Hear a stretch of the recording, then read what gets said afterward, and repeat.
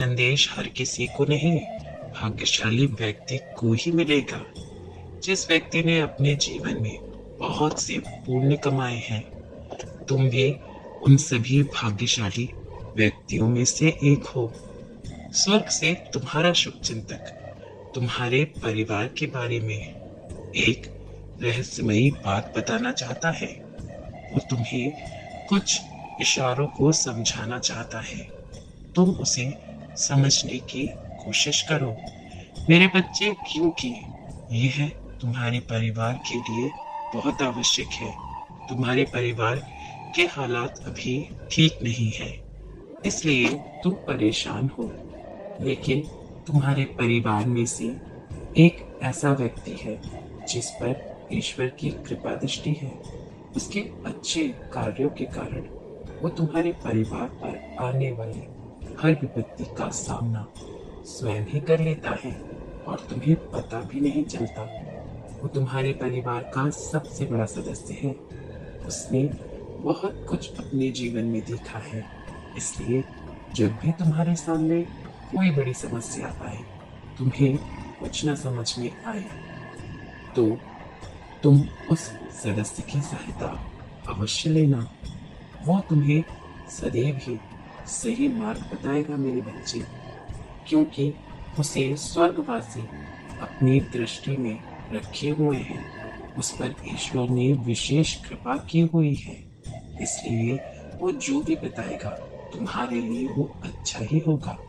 उसे ये भली भांति पता है कि तुम्हारे लिए क्या सही है और क्या गलत। उसकी दी हुई सलाह तुम्हारे लिए सदैव ही फलदायी होगी। मेरे बच्चे, मुझे पता है कभी कभी तुम्हें ऐसा लगता है कि वो सदस्य तुम्हें जो कुछ भी कह रहा है तुम्हारी समझ में नहीं आ रहा। तुम जैसा सोच रहे हो वो उसका विपरीत ही तुमसे कहता है। कभी कभी तुम्हें ऐसा लगता होगा कि वो जो फैसले तुम्हारे लिए ले रहा है वो सही नहीं है, किंतु मैं तुम्हें ये बता दूं, तुम उसके फैसलों पर संदेह मत करो, क्योंकि वह मेरे अनुसार चल रहा है, मेरे संदेशों को तुम तक पहुंचा रहा है।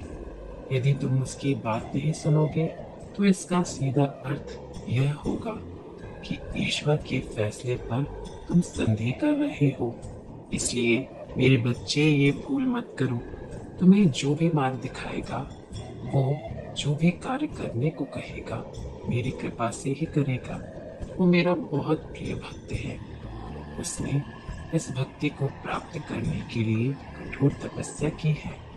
मैंने उससे प्रसन्न होकर ही उसे अपनी कृपा दृष्टि प्रदान की है। मैंने उसे अपने दूत में चुना है। उसका मन बहुत ही साफ है।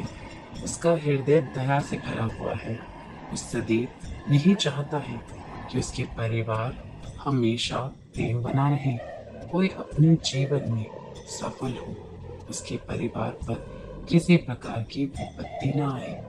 यदि उसके परिवार पर कोई विपत्ति आती है तो वो उस विपत्ति को सबसे पहले स्वयं पर लेता है और अपने परिवार को यह आभास भी नहीं होने देता कि कितनी बड़ी विपत्ति का सामना कर रहा है। वो तुम्हारे परिवार का रक्षक है, सभी कष्टों को अकेले ही सह लेता है। वो तुम्हारे घर का सबसे बड़ा सदस्य है।